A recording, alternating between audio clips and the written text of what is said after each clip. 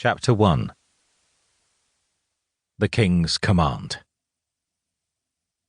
It was months after my son's murder that I finally left Stockton with my fellow hunters. After we had buried my aunt, I had her estate to settle. My aunt was rich, and her money, as she had prescribed in her will, was to be equally divided between my 3 surviving children, my son's widow, and myself. The money meant nothing to me, but I was honour-bound to administer her estate. I then gathered my closest knights, Sir Edward, Sir Poitou, Sir Geoffrey, and Sir Peter. I held a feast in my great hall, for I was saying goodbye. I also invited David of Wales, Henry Youngblood, and Ridley the Giant, my 3 captains.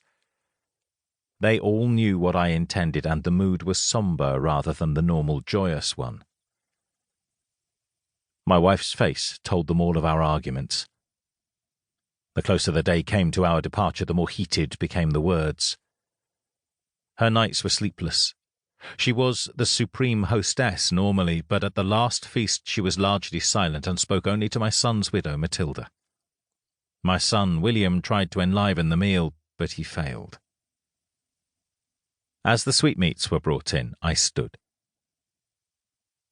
My friends, we are gathered here to mourn my son and celebrate his life.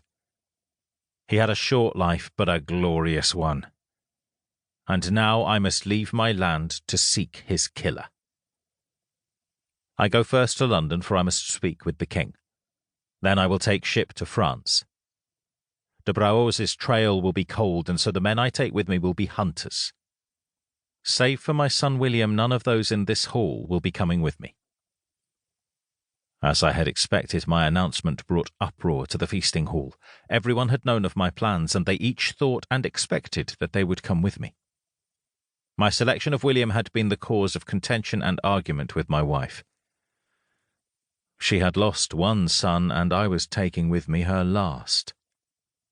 My son William had barely begun his training as a knight. He was raw, unmoulded clay, and I was taking him into great danger. Sir Edward had been the son of a hawker, and was the most plain-spoken of my knights. He could be rough around the edges, but in a battle there was none better to stand behind a knight. He openly criticised me. "My lord, this is foolish beyond words. Do you not see the experience around this table? Have we not served you well? David of Wales and his archers are the finest in England. Ridley and your men-at-arms are a steel wall through which none can penetrate.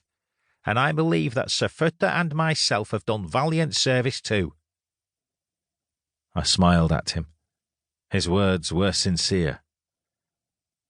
And that, my old and most valued of friends, is why I do not take you.